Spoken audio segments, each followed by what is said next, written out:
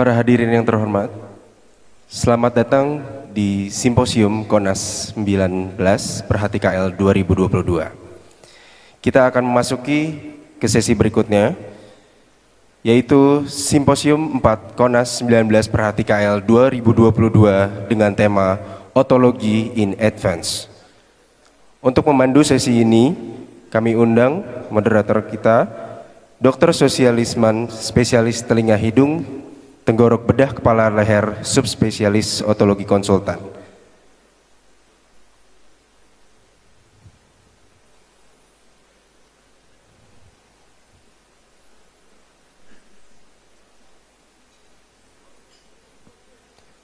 Kepada Dr. Sosialisman, kami persilakan untuk memulai acara. Assalamualaikum warahmatullahi wabarakatuh. Selamat pagi, semoga semuanya dalam keadaan sehat ya. Hari ini kita simposium yang keempat dengan topik tentang otologi in advance. Ada beberapa berempat orang pembicara, Dr. Sali, Dr. Diana, Dr. Harim, dan Dr. Sukeman. Mudah-mudahan sudah hadir semua di sini ya. Baiklah, pagi ini tentang otologi. Jadi kita mulai dengan Dr. Sali dengan topik terminologi in otologi. Saya persilakan Dr. Sali ke depan. Waktunya 20 menit ya. Ya. Terima kasih Dr. Sosialisman selaku moderator. Assalamualaikum warahmatullahi wabarakatuh. Selamat pagi, salam sejahtera, salam sehat bagi kita semua. Pada pagi hari ini, topik pertama di simposium ini yang akan saya bawakan adalah mengenai terminologi atau istilah-istilah dalam operasi bagi telinga tengah yang kita lakukan sehari-hari. Mungkin ini adalah materi bagi kita semua untuk mengingatkan kembali sebetulnya tindakan-tindakan yang kita sering lakukan bagi kasus-kasus patologi di telinga tengah ini, tindakan itu ada di kategori mana dan nanti akan kita hubungkan kepada ICD. Sebagai pendahuluan bahwa untuk tindakan ini baik secara nasional maupun internasional sebetulnya sampai saat ini belum ada konsensus untuk nomenklatur atau terminologi tindakan yang kita lakukan. Mengingat sebetulnya banyak sekali variasi yang dilakukan, baik itu dari sisi prosedur atau variasi dari kondisi pasien itu sendiri. Namun, di sisi lain, sebetulnya adanya nomenklatur atau istilah yang kita gunakan yang sama, secara sama itu adalah satu kebutuhan bagi kita semua. Salah satunya adalah bagi kita untuk melakukan evaluasi bagaimana terutama untuk outcome atau hasil dari tindakan operasi yang kita lakukan. Oleh karena itu sebetulnya ada satu joint group internasional, yaitu International Otology Outcome Group, yang membuat satu nomenklatur istilah terminologi yang distandarisasikan, sehingga memudahkan kita untuk tindakan-tindakan dan kondisi operasi yang kita lakukan, itu sebetulnya masuk ke kategori yang mana. Nomenklatur itu dibuat berdasarkan framework dari beberapa kondisi tindakan yang dilakukan oleh operator. Jadi tidak melihat kondisi pasien, tapi lebih ke arah tindakan yang dilakukan. Meskipun approach nanti yang dilakukan atau yang diambil tidak mempengaruhi dari kategorinya. Yang pertama adalah kategori S atau stage of surgery. Jadi apakah operasi itu adalah operasi yang primer pertama kali dilakukan atau operasi revisi. Lalu approach-nya, transkanalkah, enauralkah, atau retroaurikular. Mastoidektomi dilakukan atau tidak. Lalu external ear canal reconstruction dilakukan atau tidak. Adanya meruntuhkan dinding posterior atau tidak. Lalu obliterasi dari mastoid cavity, akses ke middle ear, apakah skutum itu dibuang atau tidak. Lalu akses ke telinga tengah, bagaimana membran timpani, dan yang terakhir adalah rantai osikel. Untuk operasi-operasi yang kita lakukan di telinga tengah itu sebetulnya ada beberapa indikasi yang utama. Yang pertama adalah otitis media supuratif kronis, baik itu tipe aman atau tipe bahaya.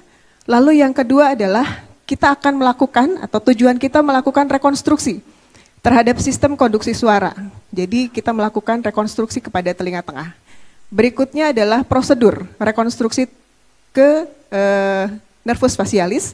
Dan yang terakhir adalah tata laksana bagi tumor, baik itu tumor jinak atau tumor ganas di telinga tengah ataupun temporal. Apabila kita melihat keseluruhan kategori tadi, kita dapat mengelompokkan kategori utama kepada 4 kategori. Yang pertama adalah canal wall up middle ear surgery procedure with or without timpanoplasty. Jadi mastoidektomi dinding utuh dengan atau tanpa timpanoplasty. Yang kedua adalah mastoidektomi dinding runtuh dengan atau tanpa timpanoplasty. Lalu mastoidektomi radikal atau kita sebut sebagai Bondi procedure kalau misalnya kita melakukan dengan modifikasi. Yang keempat adalah timpanoplasty. Persamaan dari ketiga klasifikasi yang kita lihat di depan, yaitu mastoidektomi dinding utuh, mastoidektomi dinding runtuh, atau radikal dan bondi itu semuanya dilakukan dengan mastoidektomi. Jadi kita melakukan operasi ke dalam antrum mastoid.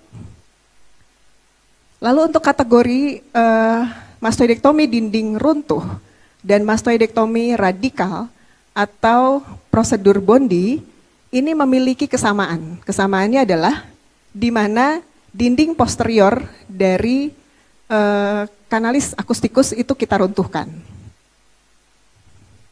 Sekarang kita melihat lebih dalam lagi, hanya ditindakan mastoidektomi radikal dan mastoidektomi radikal modifikasi. Apa perbedaannya? Mastoidektomi radikal, ini mungkin hanya mengingatkan saja, di mana nanti kita akan membuang seluruh sisa dari membran timpani dan rantai osikel, kecuali stapes. Namun berbeda dengan mastoidektomi radikal modifikasi, di mana kita akan mengambil atau membiarkan sisa dari membran timpani dan sisa dari osikel yang ada. Jadi tidak mengambil atau tidak melakukan removal dari keseluruhan sisa membran timpani dan osikel. Terdapat beberapa variasi nama apabila kita melihat dari referensi, kita melihat mungkin istilah-istilah lain dari canal wall up middle ear surgery procedure with or without timpanoplasty.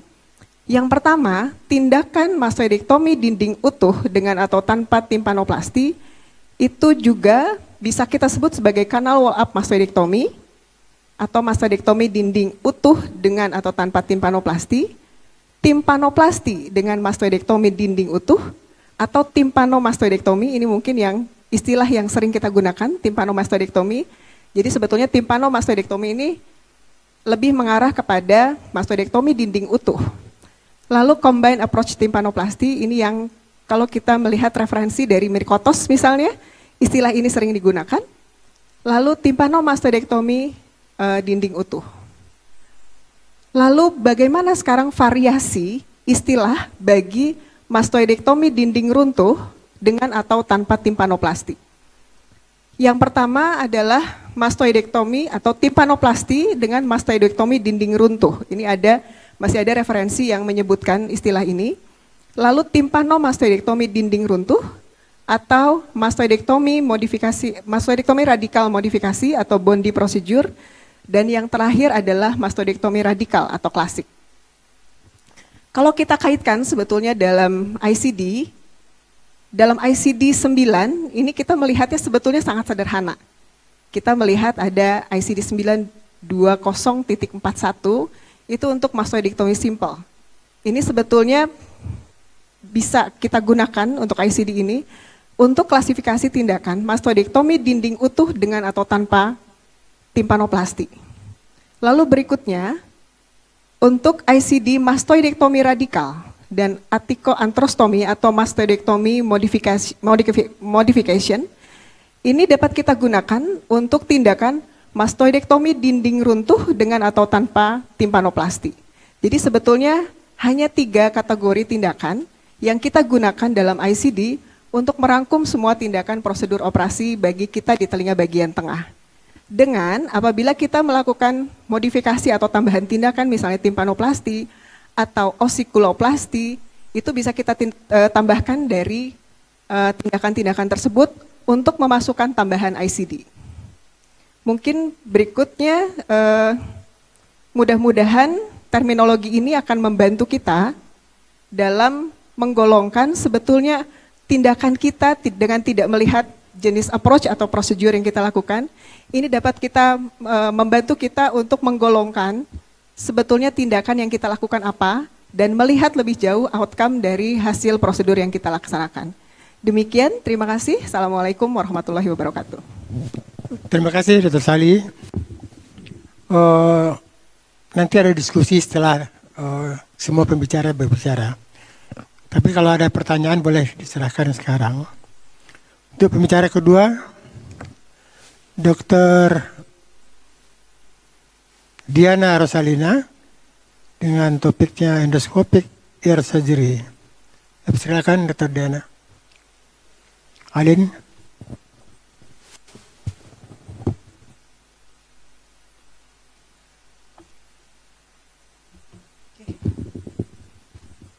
Terima kasih Dr. Sos. Assalamualaikum warahmatullahi wabarakatuh. Selamat pagi. Terima kasih kepada panitia atas kesempatannya. Pagi ini saya diberi kesempatan untuk men-share perihal endoscopic ear surgery atau bedah telinga dengan endoskopi dan bagaimana prakteknya di THT hari ini di Indonesia. Slide.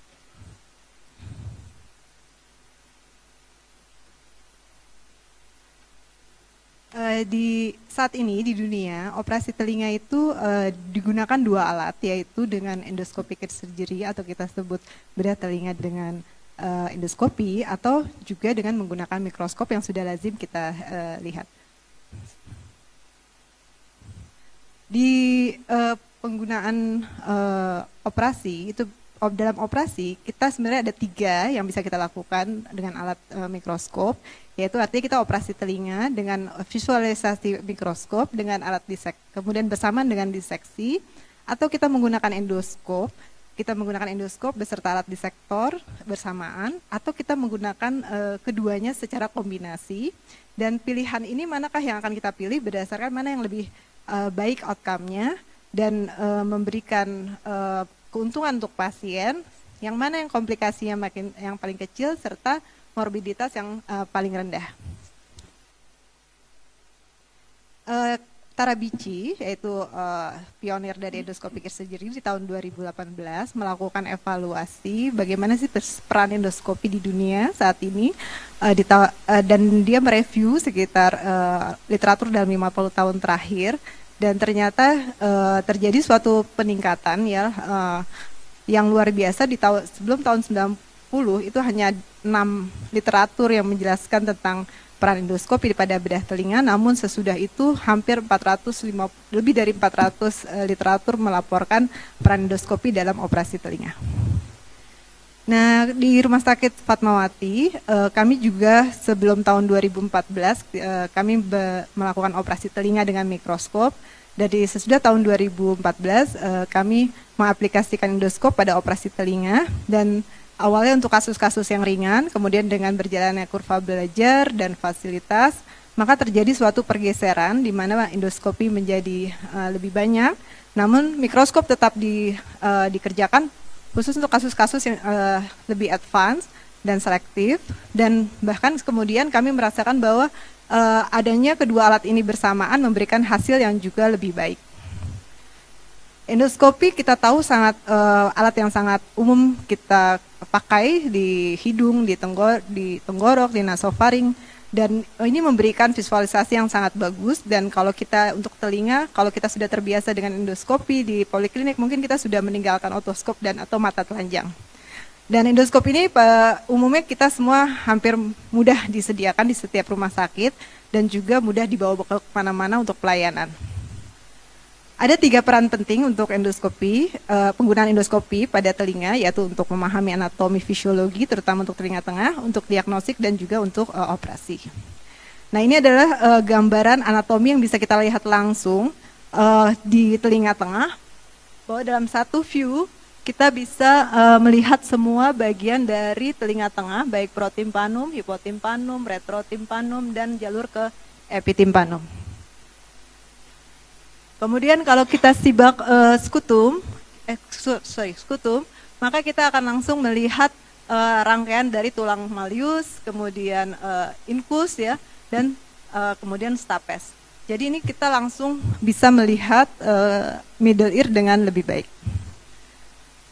Kemudian ini adalah yang sebelah kiri adalah gambaran retrotimpanum. Ini adalah tempat yang paling sulit sebenarnya untuk dilihat, dan dengan endoskopi kita bisa langsung mengidentifikasi area retrotimpanum dengan menyibak tympanomeatal flap. Sementara kalau kita lihat dengan mikroskop view, maka ini harus melalui mastodektomi sederhana, kemudian dilakukan tympanotomi posterior, baru kita akan lihat area dari retrotimpanum. Dan ternyata retrotimpanum adalah suatu tempat yang variasinya sangat beragam, dan ini adalah tempat yang sangat penting sebenarnya untuk mengidentifikasi patologi, dan variasi-variasi ini akan memberikan prognosis untuk hasil operasi kita, terutama untuk kasus-kasus kolesteatoma yang mencapai daerah ini, karena ternyata kedalaman lekuk-lekuk di daerah ini akan mempengaruhi apakah kita meninggalkan residu dari patologi. Kemudian ini adalah protimpanum, juga kita lihat ternyata ada variasinya dari celah-celah di bawah dari tensor timpani yang akan memberikan juga masalah bila kita meninggalkan residu di tempat tersebut. Hipotimpanum juga harus kita identifikasi apakah kita akan memiliki suatu jugular bulb yang tinggi atau bahkan tidak ada tulang. Yang kalau misalnya hanya untuk suatu tindakan sederhana miringoplasti, bila kita tidak hati-hati di daerah sini bisa menjadi ada suatu komplikasi mencederai bulbus jugular. Nah, ini adalah sesuatu yang juga sangat digambarkan oleh endoskopi tentang rute ventilasi yang menjaga keseimbangan dari tekanan. Nah, ini adalah suatu gambaran dari ventilasi rute telinga tengah ya, yang sudah sebenarnya ini ilmu yang sudah dilaporkan dari tahun 76. Dan endoskopi juga ternyata dengan menyibak dari stapes, koklea, kita bisa mengidentifikasi indahnya dari telinga dalam bahkan sampai ke dasar otak. Dan ternyata dalam penelitian dari Swiss ini memberikan laporan bahwa belajar dengan endoskopi untuk anatomi telinga tengah ternyata memberikan kemudahan mendapatkan penambahan pengetahuan yang bermakna dibandingkan dengan belajar dengan menggunakan mikroskop. Dan ini adalah perannya dalam diagnostik. Kita bisa lihat berbagai macam patologi dari gendang telinga dan kavum timpani. Dengan kita hanya melihatnya dengan detail, kita bisa menegakkan diagnosis dengan spesifik dan baik. Nah, ini kemudian Kodiotologi PP Perhati juga kami melakukan survei kepada seluruh THT di Indonesia, namun berespon baru 322 responden, dan ini kami coba laporkan hasilnya. Dari sini responden paling banyak berasal dari DKI Jakarta, kemudian Banten, Jawa Barat, dan Jawa Tengah. Dan semuanya yang tidak mengisi hanya Sulawesi Barat, Sulawesi Tengah, dan Papua. Karakternya responden ini paling banyak dari rumah sakit tipe B dan tipe C. Kemudian ditanya, ternyata 96% dokter THT di Indonesia sudah menggunakan endoskopi untuk diagnostik di poliklinik. Kemudian kegiatan yang dilakukan di poliklinik adalah untuk diagnostik ya, 96%, sisanya untuk mendasing, namun juga bahkan sudah sampai melakukan miringotomi, ventilasi, insersi ventilasi tube, intratimpanik injeksi, dan miringoplasti bahkan ada. Nah, ini dalam operasi telinga, maka endoskopi berperan pada telinga luar ya, dan kemudian ini adalah tindakannya. Kemudian di telinga tengah. Telinga tengah inilah yang paling tantangan bagi kita karena kita tahu penyakit telinga tengah adalah penyakit yang paling banyak kita temui di Indonesia. Dan ini ternyata juga kita bisa melakukan operasi dengan endoskopi di daerah tersebut. Dan para ahli-ahli yang sudah advance mereka juga melakukan operasi pada kasus-kasus tertentu ke arah telinga dalam, juga ke lateral skabes dengan pendekatan-pendekatan tertentu. Kemudian ini adalah laporan dari suatu penelitian bahwa peran endoskopi ini pada untuk kolesteatoma bahkan dari tahun 2010 sudah dirasakan manfaatnya untuk kita menghasilkan operasi yang lebih bersih, apakah kita mau transkanal atau untuk mengkonfirmasi atau endoscopic assisted. Dan seleksi pasien merupakan kuncinya. Pendekatan apa yang akan kita pilih? Dan ini terdiri dari preoperatif assessment, kemudian kita harus menggunakan mikroskop dan endoskop sebelumnya untuk menilai gendang telinga, kemudian kita tegakkan diagnosis dan kita harus mengevaluasi liang telinga apakah adekuat untuk menggunakan endoskopi.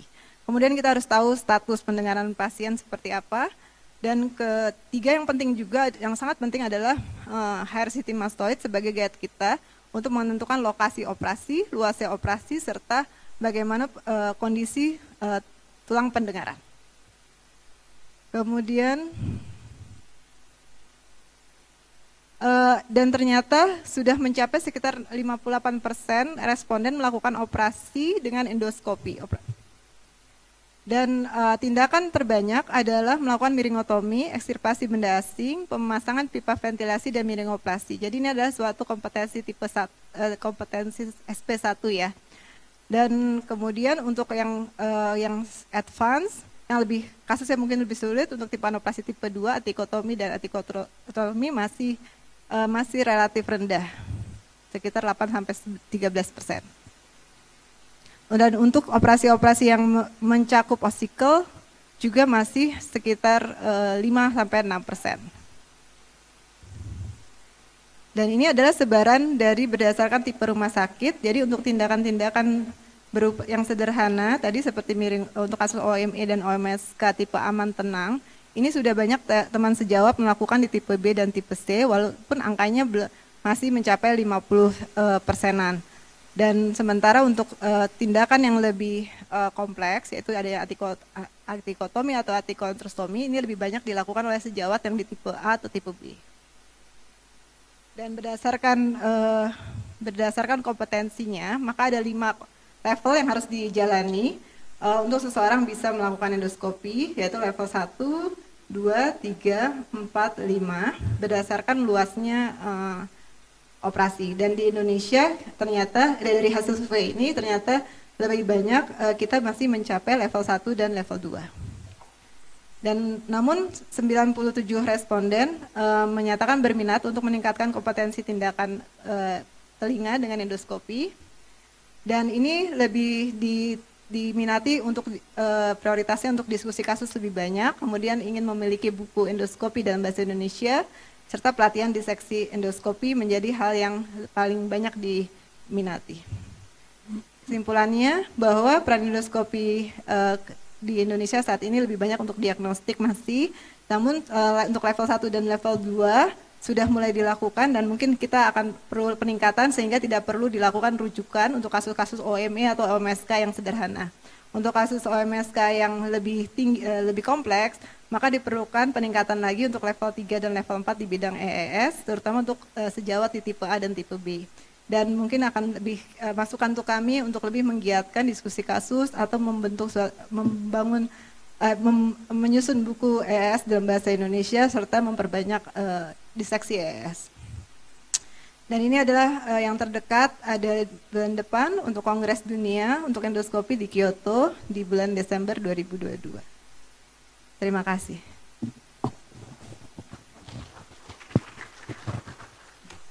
Terima kasih Dr. Diana. Saya kira Dr. Diana telah mempresentasikan dengan sangat baik sekali. Dan kita lanjut ke pembicara ketiga, yaitu Dr. Harim Priyono dengan topik Surgical Approach to Temporal Bone Resection, Serial Cases of Benign and Malignant Tumor. Silakan Dr. Harim.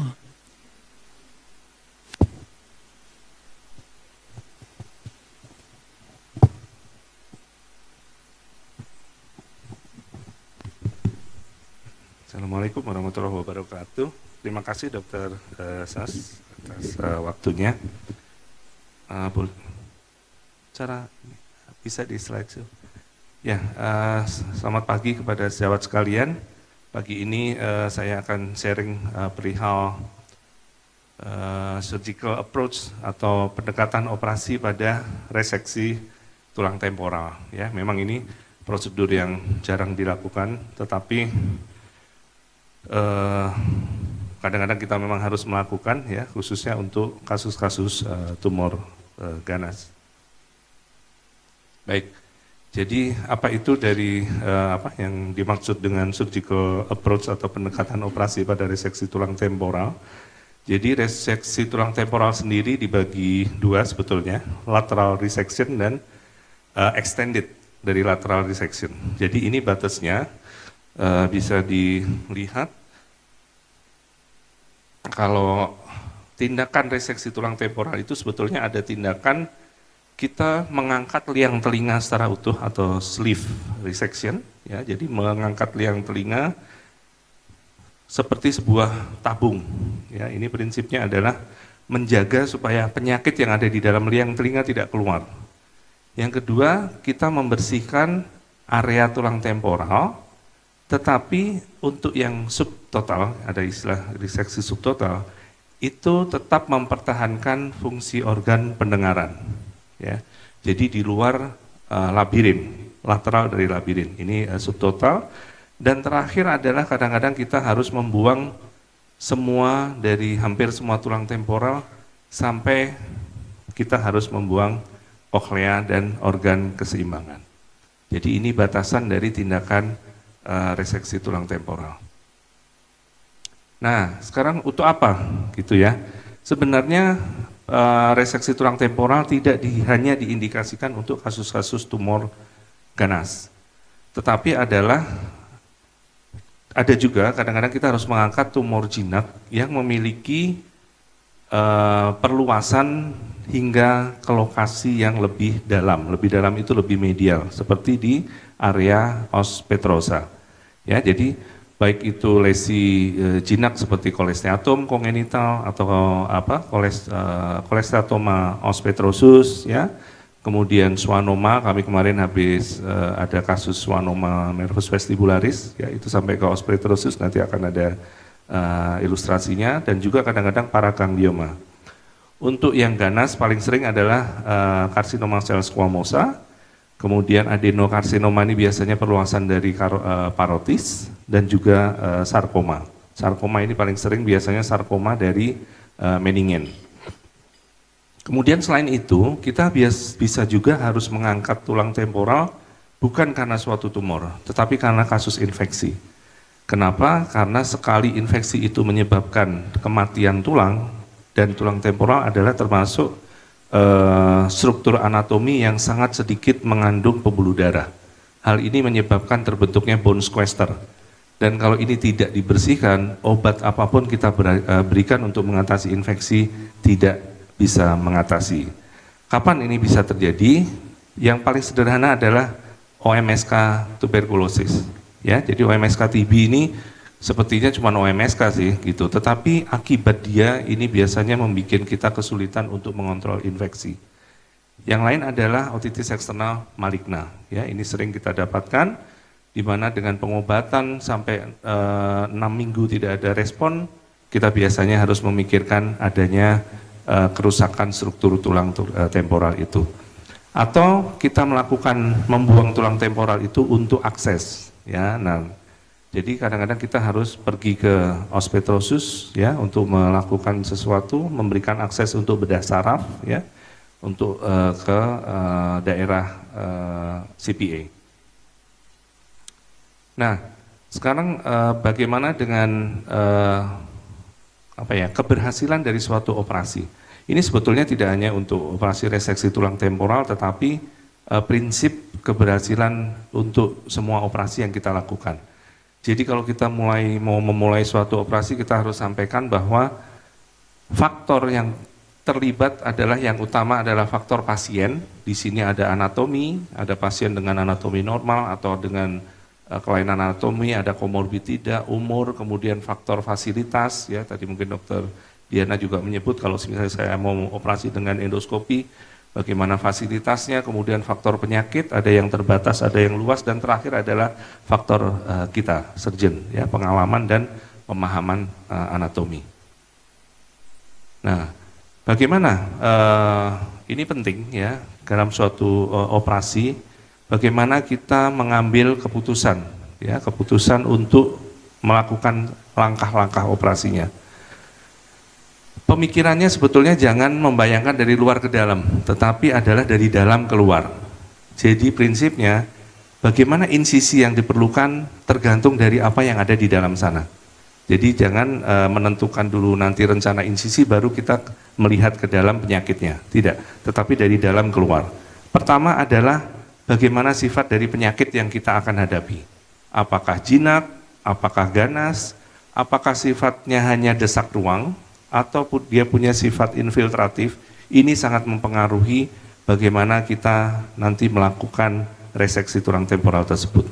Yang kedua adalah perluasan dari penyakit. Nah, ini bisa dengan CT scan, dengan MRI, dan terakhir adalah anatomi. Ini juga dari CT scan dan MRI. Kita ingat lagi bahwa dari anatomi ini perlu kita pahami, misalnya pembuluh darah, diperlukan bagaimana kita merencanakan flap, ya, atau jabir pada waktu penutupan luka. Karena membongkar tulang temporal, kita berkewajiban mengembalikan kembali, ya, anatomi senormal mungkin.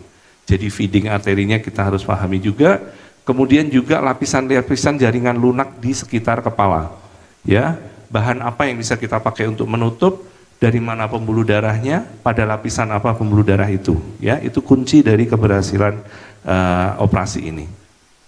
Selanjutnya adalah fungsi. Nah, ini biasanya kami dari otologi minta tolong THT komunitas atau neurotologi, bagaimana fungsi kokleanya, bagaimana fungsi vestibulernya, bagaimana fungsi nervus facialisnya.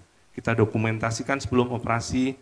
Kadang-kadang pada waktu operasi kita harus mengorbankan salah satu atau lebih dari fungsi ini. Ya, jadi kalau saya harus mengorbankan pendengaran, maka saya harus punya opsi untuk memberikan pilihan kepada pasien solusinya. Kalau saya harus mengorbankan vestibuler, saya harus memberikan opsi bagaimana mengatasi keluhan pasien selanjutnya. Facial nerve juga demikian, ya, harus ada opsi untuk grafting dan lain-lain. Kemudian kalau diangkat, nah ini mesti dilihat apakah tulang temporalnya sklerotik, apa yang pneumatik, ya. Kalau makin besar tulang temporal, kavitas yang dihasilkan akan semakin besar dan semakin repot kita di belakangan. Dulu Dr. Sukirman waktu saya PPDS selalu pesan sklerotik itu sebenarnya lebih gampang ya dok daripada yang pneumatik luas karena nutupnya kita repot gitu. Jadi seberapa besar nanti kita berkewajiban menutup ini penting. Kemudian bagaimana menutupnya ya? Menutupnya apakah dengan tandur atau mau dengan flap? Kalau dengan tandur mau ditutup dengan apa? Lemak begitu. Tapi prinsip obliterasi ini adalah satu. Kalau kasusnya infeksi, jangan pernah melakukan penutupan dengan tandur. Ya, kalau kasusnya kasus steril, apapun itu, kasus steril silahkan dengan graft. Tetapi kalau kasus infected, dokter harus tutup dengan flap, entah free flap atau local flap. Kemudian garis insisi. Nah ini yang lazim diperlukan garis insisi pada reseksi tulang temporal. Ya. Ini kalau diperpanjang ke bawah, tadi yang diperpanjang ke bawah ke leher itu bermanfaat kalau kita kerjasama dengan onkologi melakukan diseksi leher. Nah ini adalah contoh kasusnya, yang pertama ini kasus keganasan, insisinya seperti ini, yang penting adalah usahakan jangan sampai tumor yang ada di liang telinga tumpah ke dalam kavitas.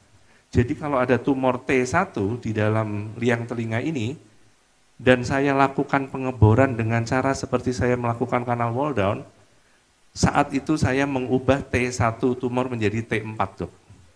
Bisa dibayangkan gitu ya. Jadi usahakan jangan mengutik-ngutik liang telinga. Diusahakan utuh, liang telinga dipotong dari luar, termasuk tragus dan anti tragus, seperti ini, sampai berlubang. Kemudian daun telinga ini displace atau dipindahkan ke depan, sampai ke kulit pipi.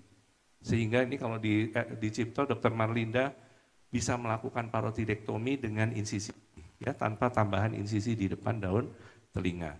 Selanjutnya, nah ini contohnya dok, spesimen liang telinga ini harus terangkat utuh. Seluruh keliling tulangnya tidak terbuka, tidak bertemu kulit liang telinga, bagian medialnya harus tetap membran timpani yang utuh bersama osikel. Kalau membran timpani ini robek dong, secara definisi saya membuat T1 menjadi T4. Ya. Jadi utuh liang telinganya, jadi kita bor di sekitar liang telinga sampai TMJ, kemudian liang telinga diangkat bersih. Nah ini selanjutnya baru kita ngurusin facial nerve dan lain-lain. Untuk facial nerve, kalau sudah tersentuh tumor ada rekomendasi angkat. Ya, jadi tidak ada namanya menyayang-nyayang facial nerve kalau itu sudah terlibat tumor ganas. Dan itu adalah ujung penutupan luka. Nah ini adalah kasus lain.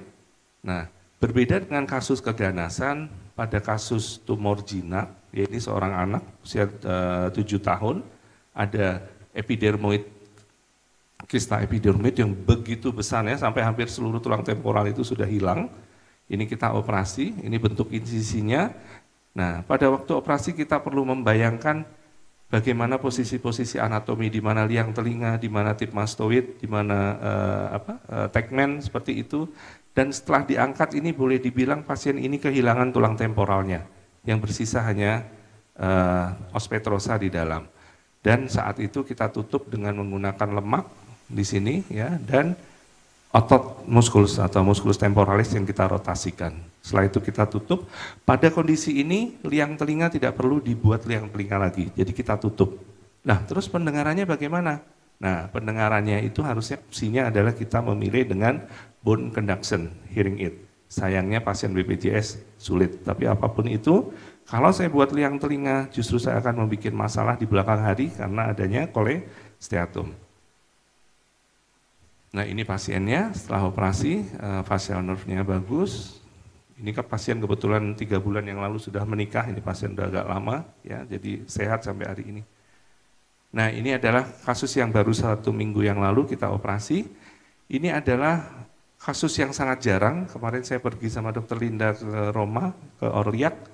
Di sana pun kasusnya hanya 1-2, adalah tumor dari vestibular nerve yang superior.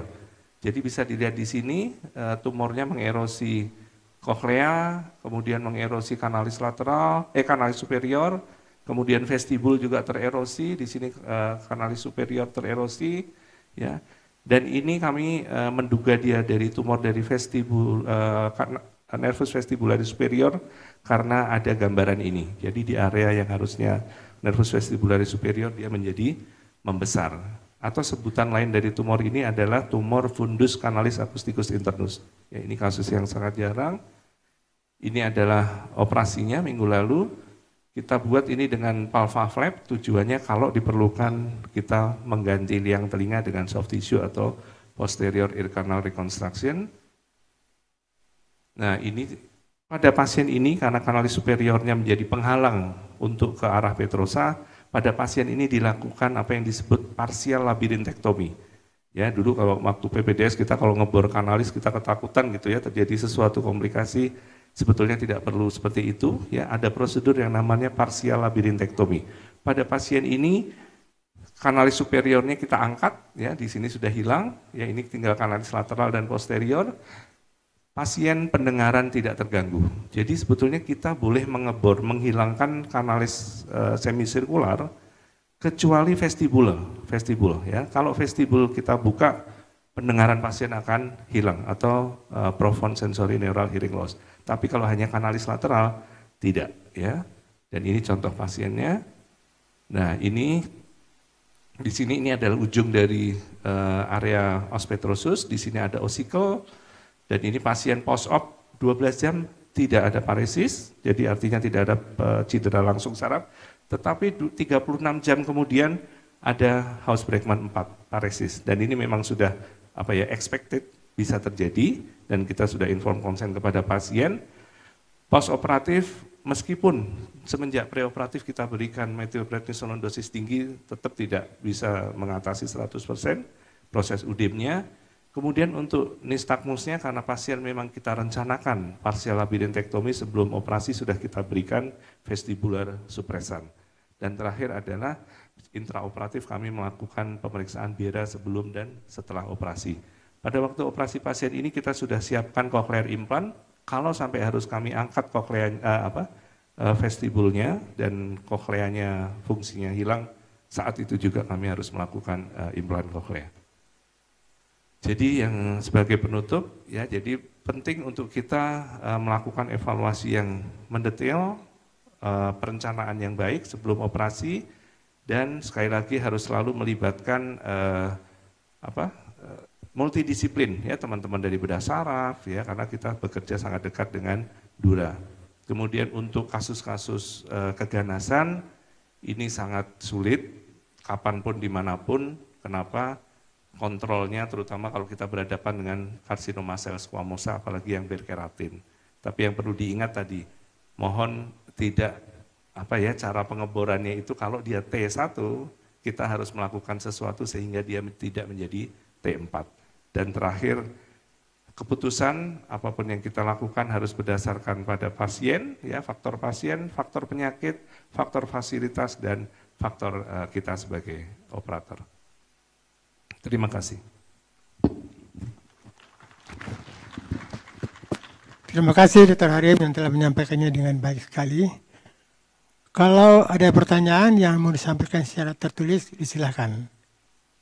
Pembicara selanjutnya Dr.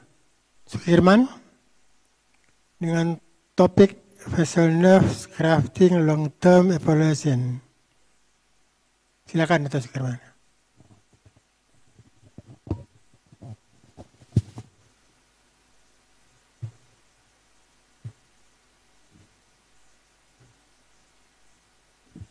Bismillahirrahmanirrahim. Assalamualaikum warahmatullahi wabarakatuh.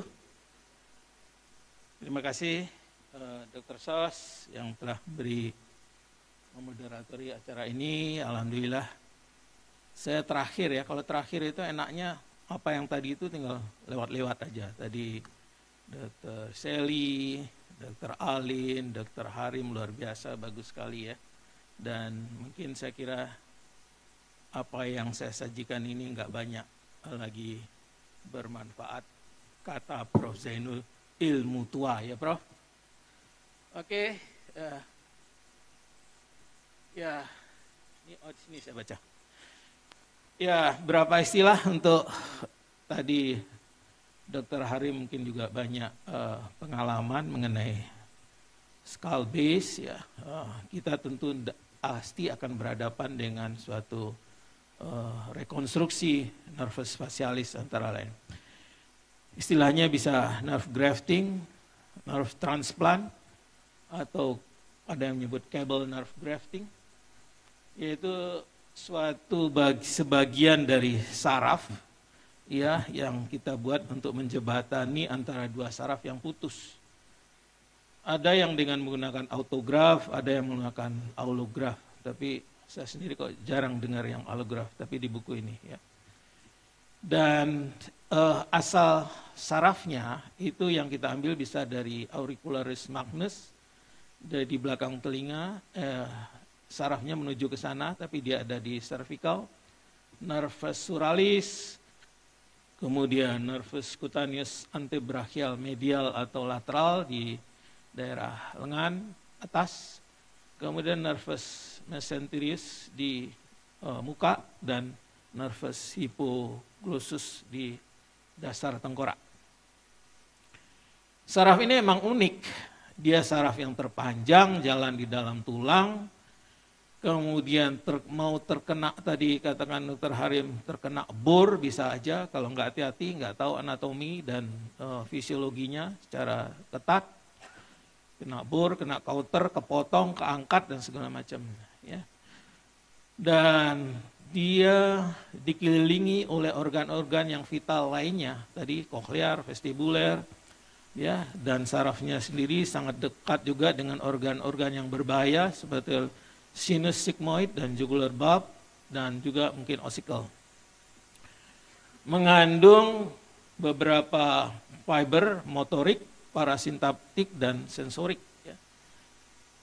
Tapi juga karena letaknya di dalam tulang, tentu dia juga minimal dalam vaskularisasi, sehingga penyembuhan juga mungkin lebih lama dari kulit dan sebagainya. Kita lihat di sini bagaimana anatominya, ya, pars timpani, juga pars ini kita lihat di sini di intrakanal, dan juga bagaimana fibernya di gambar tengah terlihat bahwa memang ada motorik, ada sensorik, dan ada parasimpatik.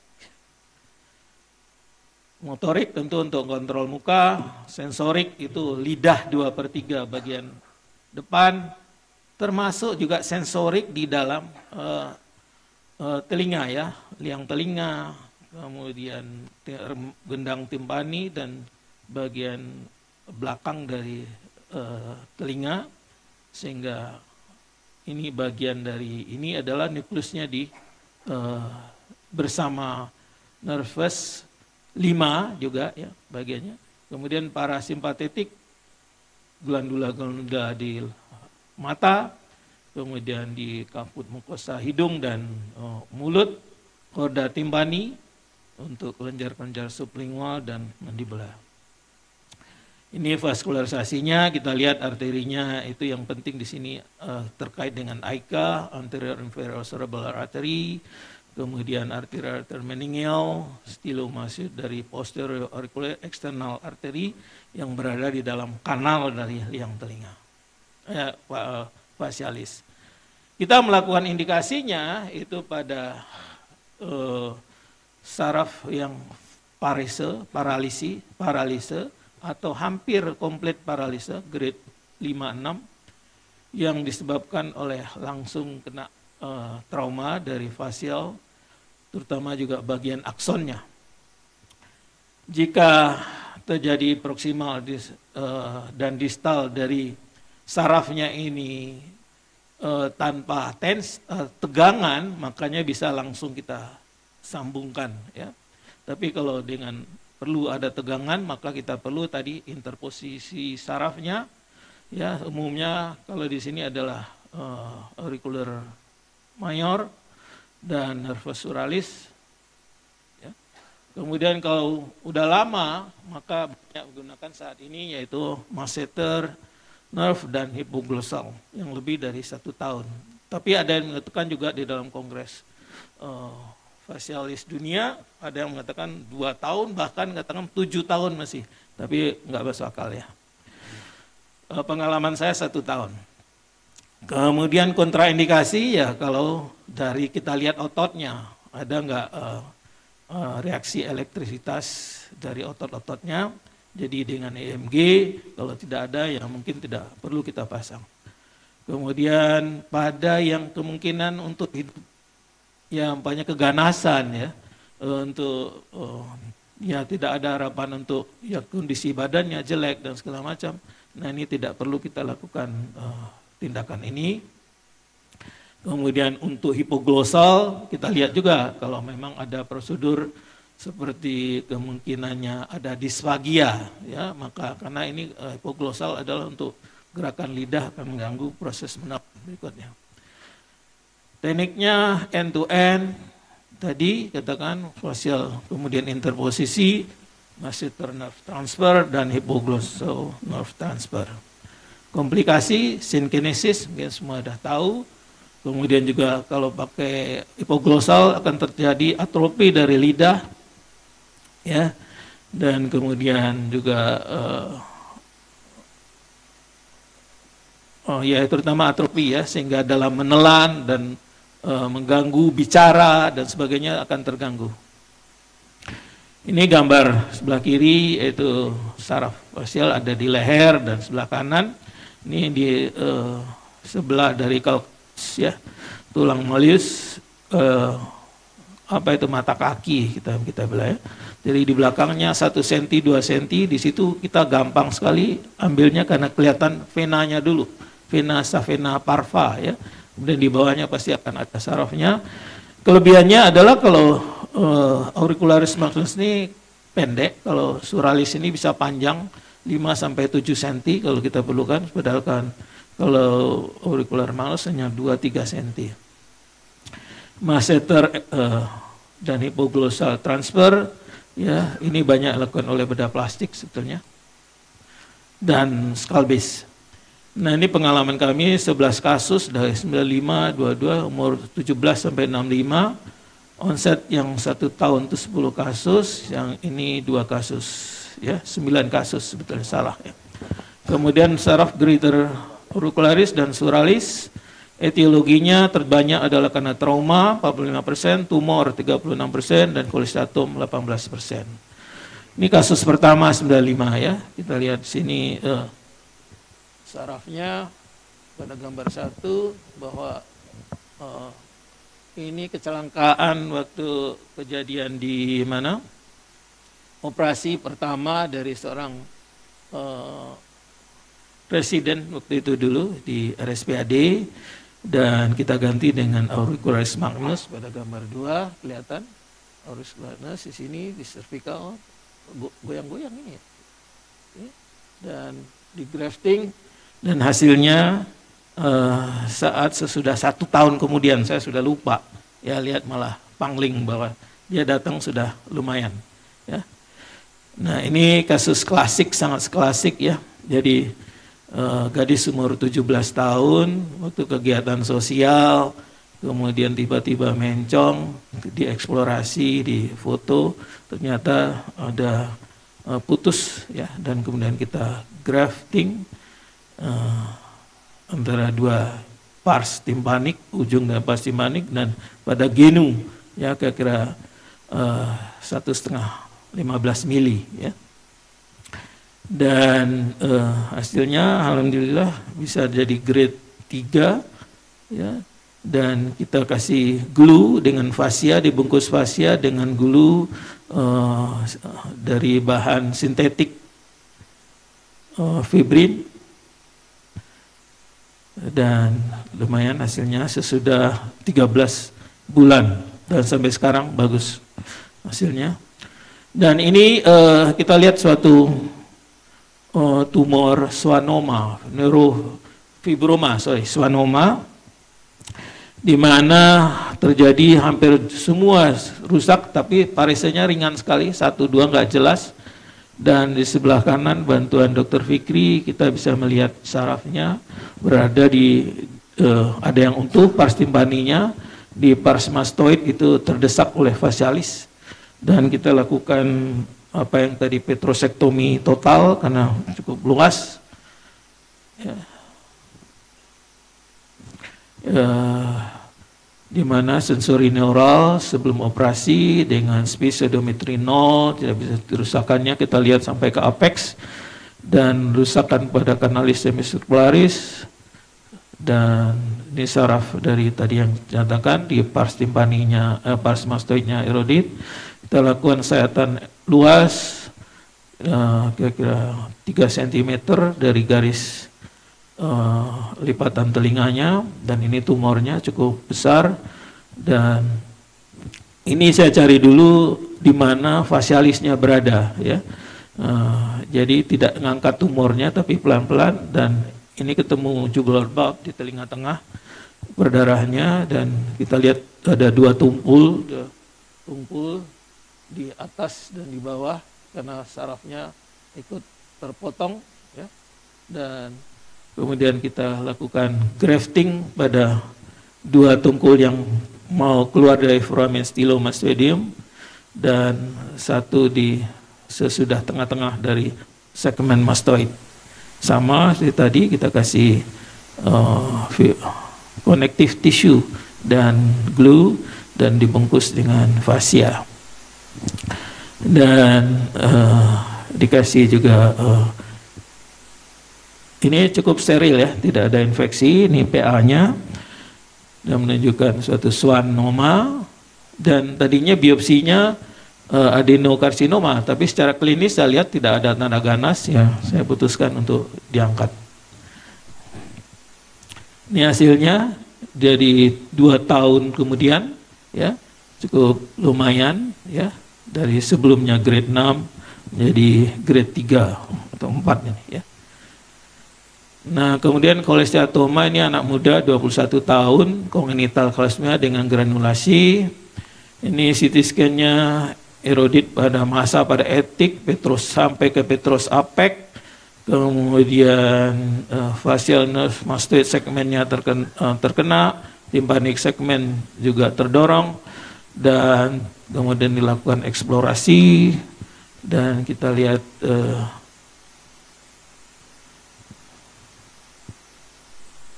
anak muda mahasiswa, ya, sebelumnya sudah dioperasi mastoidektomi, ya, tapi ini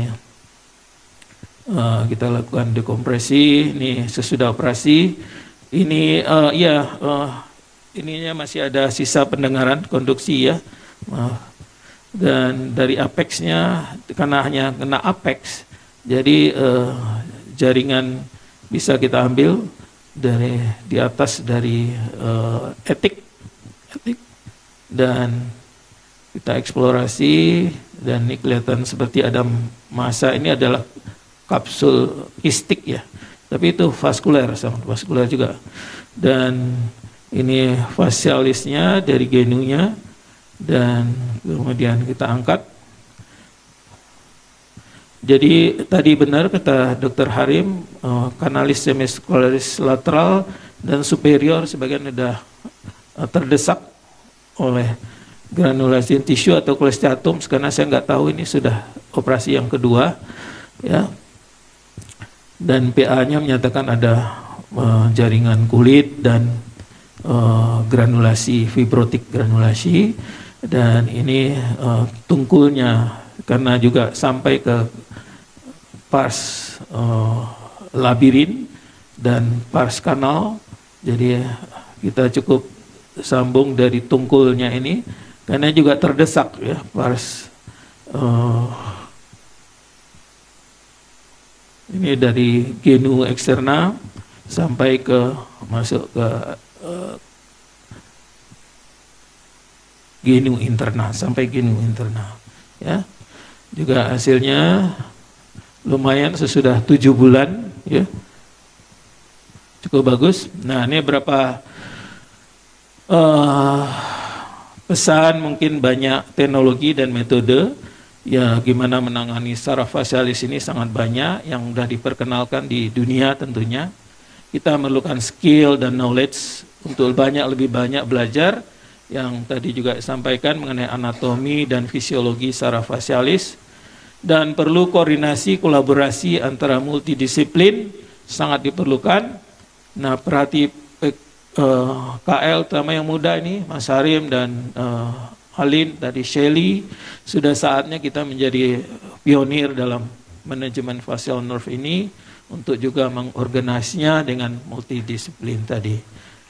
Saya kira demikian. Tadi memang kami sudah juga inform consent untuk imaging dari presentasi dari kepada pasien, dan memang tidak ada konflik interest dari ini.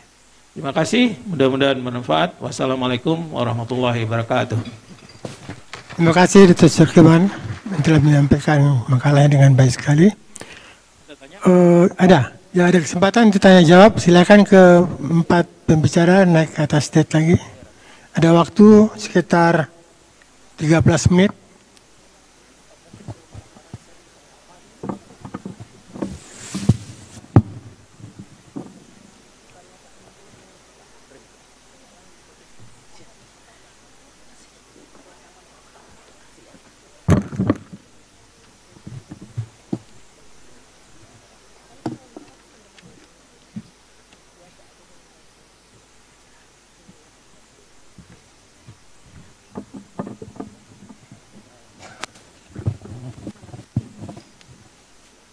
Baik, silakan kalau ada pertanyaan langsung kepada penyaji sekalian.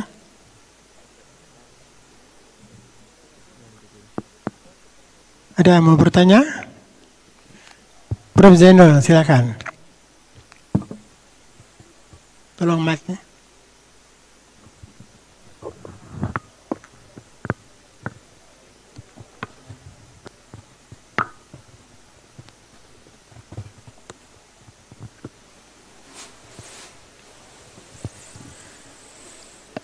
Terima kasih. Saya merasa bangga, bahagia sekali pada pagi ini bisa mendengar, masih bisa melihat dan mendengar hal-hal yang sangat baru yang dulu kita hampir tidak pernah atau bertemu.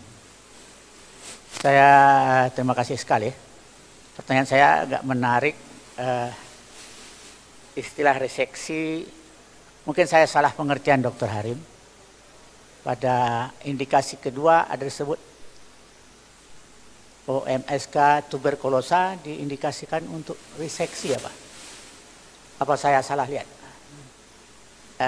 Yang bagaimana itu? Apa saja yang kita harus pastikan?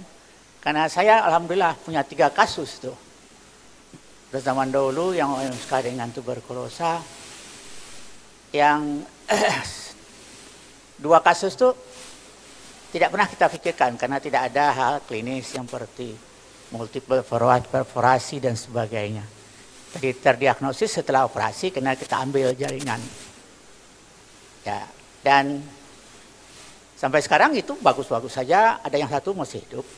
Tidak ada reseksi, tapi mungkin saya salah pengertian di sana. Mohon indikasinya. Jadi waktu itu kita hanya melakukan operasi mastoidektomi dengan rekonstruksi, timpanoplasti dan sebagainya seperti biasa pada OMSK benigna tanpa kolesteatom, lalu diikuti dengan terapi medikamentosa untuk tuberkulosanya.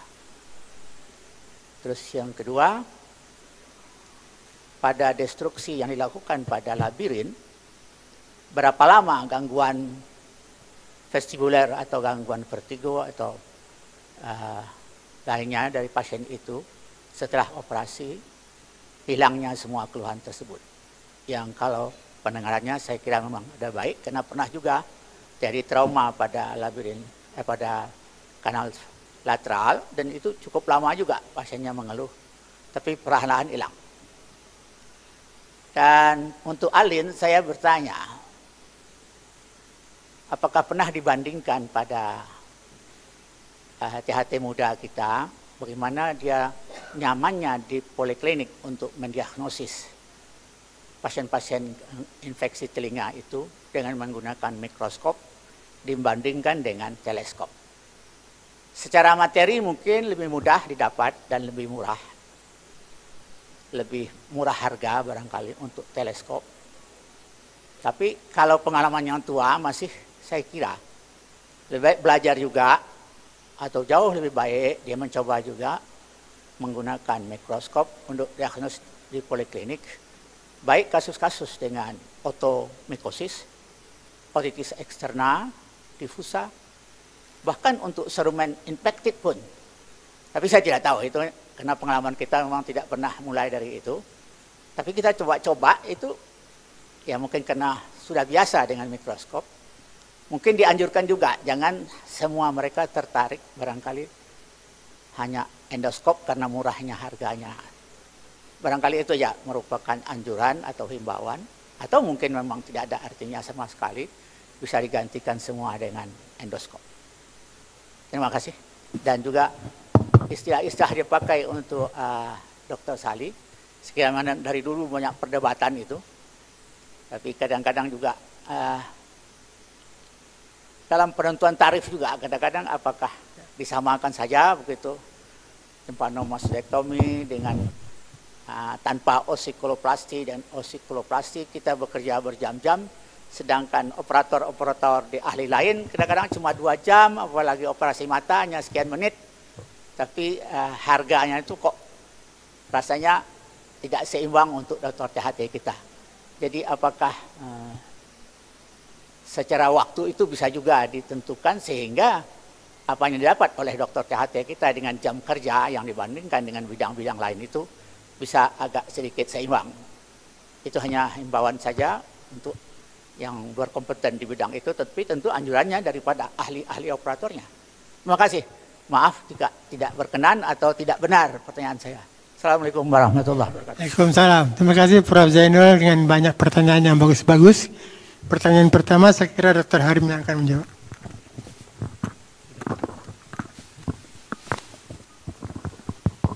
Baik, terima kasih Prof. Zainul atas pertanyaannya. Memang betul apa tadi disampaikan Prof. Zainul. Jadi perihal indikasi ya Prof, sebetulnya sebutan reseksi tulang temporal ini hanya sebutan dari tindakan untuk membuang bagian dari tulang temporal, demikian Prof. Pada kondisi apa kita harus membuang? Nah ini sebetulnya tergantung penyakitnya Prof. Yang tadi saya sampaikan adalah ada sebuah contoh, misalnya kasus infeksi OMSK tuberkulosis, di mana ada bone sequester yang banyak. Nah, tindakan itu kita lakukan yang namanya reseksi tulang temporal. Sebetulnya seperti kanal wall down, Prof. Nah, ini juga makanya mungkin tadi nyambung dengan presentasi Dr. Sali. Dulu ada waktunya saya juga berpikiran bahwa misalnya kalau ditanya obatnya OMSK apa? Timpanomastoidektomi gitu, Bro. Padahal kadang-kadang kita bertemu dengan suatu penyakit, kemudian melakukan sesuatu. Nah, sebetulnya kalau saya tanya sempat ke Prof. Lukman juga ya, Prof. Zainul, beliau selalu bilang pesannya adalah, Dr. Harim, kamu lakukan saja prosedurnya, setelah penyakit itu bersih, baru nama operasinya itu lahir gitu, Prof. Jadi kita beri nama setelah, jadi kalau tadi saya sampaikan indikasi dari reseksi tulang temporal adalah OMSK tuberkulosis itu tidak begitu juga gitu ya, Prof. Jadi kadang-kadang pada kondisi OMSK TB begitu luasnya destruksi, kita harus membuang sebagian besar dari tulang temporal dengan tetap mempertahankan misalnya labirin atau koklea, Prof. Jadi sebutan itu kita beri nama reseksi tulang temporal. Tapi kalaupun saya akan berikan nama itu berupa modified radical mastoidectomy bisa, atau radical mastoidectomy extended bisa juga gitu sebetulnya. Jadi hanya sebutan saja, Prof. Itu yang pertama. Kemudian berapa lama gangguan fungsi labirin? Ini kuncinya sebetulnya kondisi gangguan dari labirin yang sakit ini, Prof. Prinsipnya adalah kalau kita terapi dengan konservatif tidak ada perbaikan, artinya ada kemungkinan ada impuls listrik dari sensor labirin ini yang sifatnya fluktuatif, Prof. Pada kondisi itu kita ada anjuran melakukan labirintektomi baik secara chemical atau surgery. Nah, kalau ini kita matikan, Prof, seperti pada pasien saya ini, hanya dalam waktu 48 jam keluhan justru membaik, Prof. Justru hilang. Jadi kalau dia fungsinya on off atau fluktuatif itu justru yang kita kadang sulit untuk kontrol. Demikian, Prof. Terima kasih. Baik, Dr. Firman. Ya, terima kasih Dr. Sos. Ya, TB ini sangat penting ya.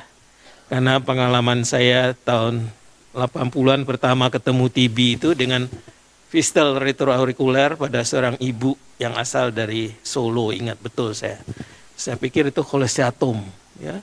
Ternyata khas sekali proses perkejuan pada rongga mastoid yang tidak ada sklerotik, pneumatik, dan penuh dengan perkejuan pada rongga mastoid dan sangat rapuh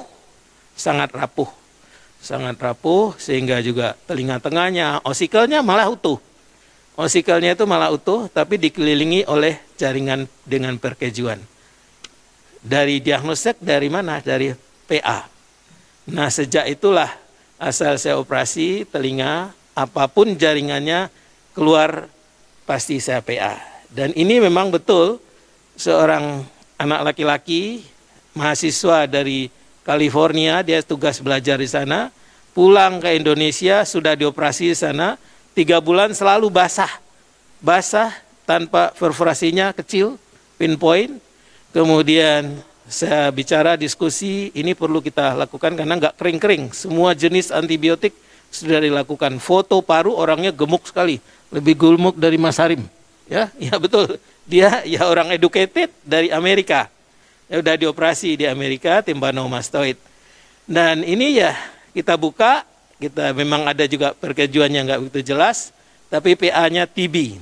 Saya kirim ke dokter paru guru besar kita terkenal, beliau nelpon saya, ini benar loh, dia masih udah senior, benar loh, ini TB. Tanya aja sama PA Prof Kurniawan, saya bilang gitu kan. Nah, ya ditanya benar, akhirnya dia terapi TB, biasanya 3 bulan, 4 bulan dia menjadi kering.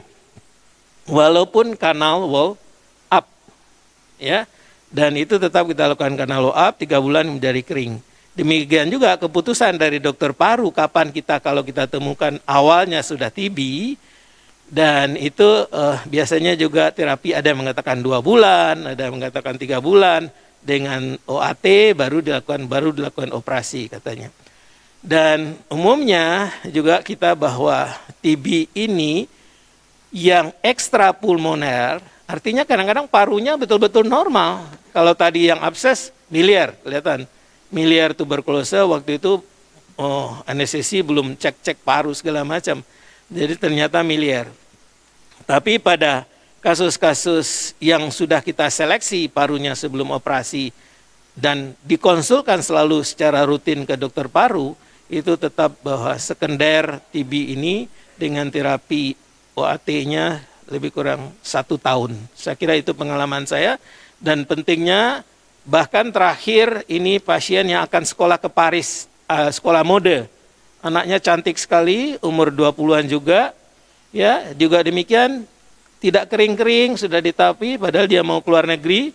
Nah, kemudian ternyata saya operasi, tidak begitu khas juga TB-nya, tapi ternyata TB, dan kemudian dalam 2 bulan, 3 bulan dia menjadi kering. Ya, itu pengalaman saya dalam masalah TB. Jadi kita harus jangan yang keluar dari tubuh kita, mutlak kita PA. Terima kasih. Terima kasih Dr. Sukirman yang telah menambahkan keterangan tadi. Seterusnya Dr. Alin. Ya, silakan Alin. Terima kasih Dr. Sos.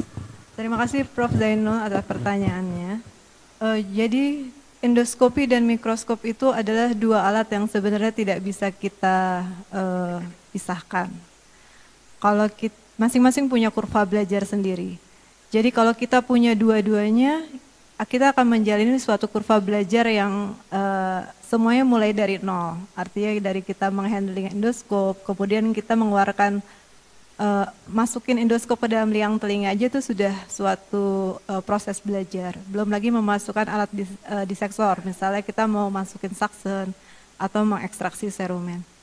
Dan ketika kita juga dengan mikroskop demikian juga, kita belajar dari nol bagaimana mengatur mikroskop, kemudian kita mengatur fokus dan posisi duduk kita juga seperti itu. Jadi kalau dua-dua alat itu ada, pastinya harus dua-duanya kita pelajari. Dan masing-masing alat itu punya kelebihan, tapi juga punya kekurangan. Nah, jadi kalau misalnya untuk kasus, kalau kita memang sebagian di Indonesia ini kan masalahnya adalah rumah sakit sulit untuk meminta mikroskop.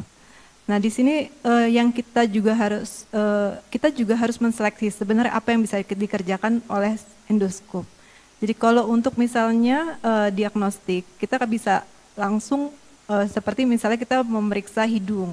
Nah itu kita memang tinggal memasukkan endoskop itu ke telinga. Namun juga menjadi suatu tantangan ketika kita harus membersihkan dulu sekret misalnya ke telinga, itu butuh proses juga. Nah karena ada 2 alat yang masuk ke dalam, umumnya kalau posisi pasien duduk itu memang lebih tidak nyaman kalau pasien itu tidak posisi duduk, karena dua alat masuk itu sebenarnya tidak nyaman ketika pasien itu sadar, dan itu kita lebih mudah ruangnya lebih sempit. Nah mungkin bisa diposisikan, kita harus mungkin mulai men-setting ruang periksa kita itu adalah posisi pasien tidur, sehingga kita lebih gampang untuk membuat pasien terfiksasi. Dan kita bisa menggunakan endoskop untuk membersihkan serumen atau membersihkan serumen yang lebih kompleks ya, atau mengeluarkan kolesteatoma eksterna. Namun memang kalau sudah terbiasa dengan mikroskop, sebenarnya nyaman mikroskop kalau harus milih. Kalau untuk kita kerja, karena kita kan kerja dengan 2 tangan kan kalau mikroskop. Tapi memang di sini kadang-kadang kendalanya adalah kita kan harus menegakkan diagnostik. Dan diagnostik itu di telinga hanya bisa ditegakkan dengan kita hanya cukup melihat. Nah, dengan melihat yang baik, daripada kita melihat dengan mata saja, sudah pasti itu sangat kurang, yang kita tidak bisa diagnostik dengan benar. Dan itu adalah kuncinya adalah melihat. Dengan kita diagnostik dengan baik semua unsur dari gendang telinga, kemudian bahkan kita bisa mengidentifikasi apa di balik gendang telinga, maka diagnostik itu bisa jelas tegak. Sisanya adalah apakah tes pendengaran atau CT scan kan mensupport semua penyakit itu luasnya seperti apa dan rusaknya seperti apa. Jadi di sini kita juga harus paham bahwa setiap alat itu ada limitnya dan semuanya ada kurva belajar ya seperti itu, Prof. Demikian juga mungkin di operasi. Jadi di sini juga bukannya berarti semua diendoskopikan. Dan juga mungkin ada yang kita tidak perlu sampai, dan demikian juga sebaliknya berpikir apakah kita harus sampai melakukan operasi yang ekstensi untuk sesuatu yang sebenarnya patologinya juga minimal. Karena mungkin misalnya contohnya kasus kolesteatoma. Mungkin kita sering ketemu kasus itu sudah luas sampai mastoid dan bahkan membuat fistol. Kalau seperti itu memang pilihan operasinya transmastoid. Tapi kadang makin kita diagnosis dini dengan baik, kasus-kasus kolesteatoma bahkan ketemu dalam posisi yang hanya baru retraction pocket atau dia belum pendengaran masih normal. Nah, jadi apakah pilihannya kita memang harus aksesnya dari transmastoid seperti itu. Jadi sebenarnya kuncinya adalah dari disleksi pasien. Nah, mungkin demikian. Baik, Dr. Alin. Dr. Sali silakan menjawab. Terima kasih, Dok. Memang benar apa yang tadi sudah disampaikan oleh Prof. Zainul, Prof. Jadi apa yang sudah tercantum dalam ICD saja yang berhubungan untuk nanti masalah klaim misalnya untuk jasa pelayanan yang kita berikan, itu memang masih terbatas apabila kita melihat dari terminologi yang ada. Gitu, apalagi banyaknya variasi dari tindakan. Namun memang ini masalah yang sampai sekarang juga harus kita carikan solusinya, meskipun dalam nanti penulisan ICD itu ada kemungkinan beberapa tindakan yang kita lakukan itu bisa kita tuliskan secara sekaligus.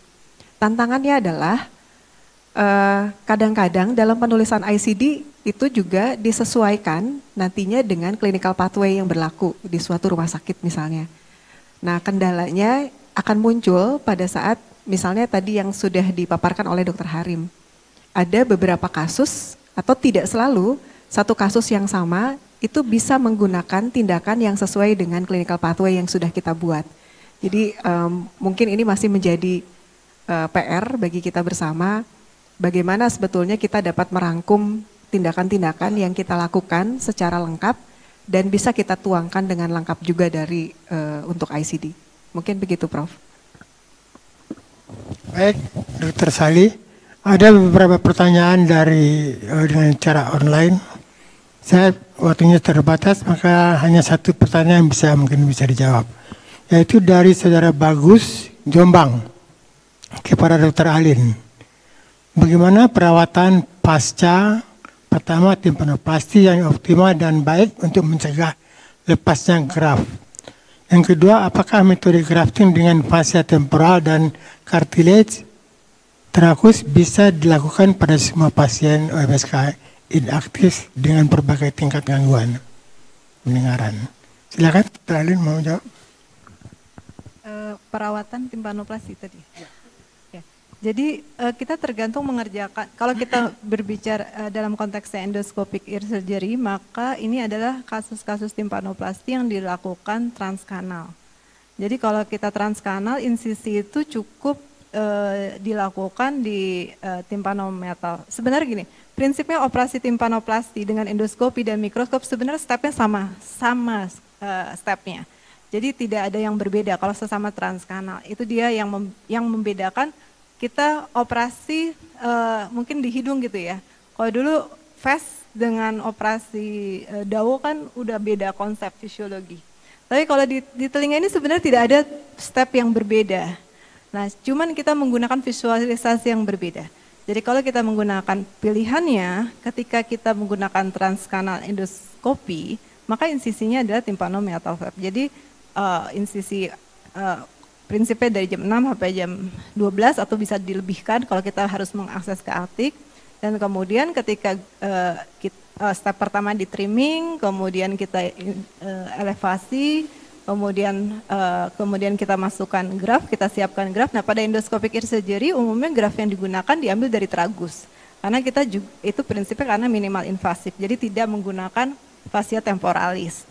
Dan kemudian ketika kuncinya yang penting adalah memasang graf itu, memang kita melihat antara tepi perforasi dengan graf terpasang sejajar dan memang tertutup semuanya, itu kuncinya. Sehingga kalau kita merujuk ke cara mikroskop, bisa dilihat di textbooknya Profesor Mario Sana, kalau kita mau pakai mikroskop, misalnya timpanoplasti, itu tidak dianjurkan pada perforasi yang kita tidak lihat, tidak dianjurkan transkanal untuk kasus yang kita tidak lihat tepi perforasinya dengan mikroskop. Jadi dipilih retroaurikular. Nah, jadi itulah pentingnya visualisasi ini. Jadi kalau misalnya kita dengan memasang graf itu visualisasinya baik dengan tepi perforasi, maka selanjutnya fiksasi itu kita bisa bantuan dengan spongostan atau juga beberapa teknik ya, menempelkan graf tersebut misalnya ke anterior dari liang telinga, intinya terfiksasi dengan baik. Nah kalau sudah terfiksasi dengan baik, maka kemudian kita bisa tutup saja. Kalau pengalaman pribadi saya hanya cukup menggunakan spongostan, namun juga mungkin nanti ada yang kombinasi menggunakan, ada yang menggunakan fibrin glue bahkan kalau di luar negeri ya, tapi pada umumnya menggunakan spongostan. Kemudian perawatannya tinggal kita biasanya 2 minggu kita buka tampon, habis itu kita tinggal memantau pertumbuhan dari epitelisasinya. Dan mungkin rata-rata antibiotik tetes telinga 1 minggu dan kemudian kita tinggal pantau. Umumnya dalam 2 minggu sampai 1 bulan kita sudah bisa melihat sebenarnya hasil dari timpanoplasti. Namun yang penting juga adalah ketika kita timpanoplasti, maka timpanoplasti itu kan kita harus prinsip telinga tengah itu adalah ventilasi. Yang kita perbaiki ventilasi. Ada kasus OMSK dengan ventilasi baik. Nah inilah yang kasus-kasus dengan miringoplasti. Dan itu keberhasilannya tinggi sebenarnya. Cuman kalau misalnya ada gangguan ventilasi, yang itu adalah tadi di telinga tengah itu adalah di isthmus timpani. Sebenarnya itu yang harus kita selalu lihat. Dan sebenarnya prinsipnya juga sama ketika dulu kalau kita operasi karena wall up. Karena kita suka masukin cairan kan untuk melihat ventilasi. Sebenarnya yang dilihat itu adalah ventilasi, itu diperbaiki. Nah kalau semua unsur itu terpenuhi dan kita memasang graf dengan baik, diharapkan juga itu adalah syarat-syarat yang penting untuk memberikan hasil operasi yang baik. Ya. Baik, Dr. Alin, saya kira mengingat waktunya yang terbatas, kita tutup acara diskusi hari ini. Dan terima kasih kepada pembicara yang telah menyelesaikan acara ini. Aplaus untuk pembicara. Terima kasih. Saya kembalikan kepada panitia. Terima kasih kepada para moderator dan pembicara untuk pemaparan materi yang sangat menarik.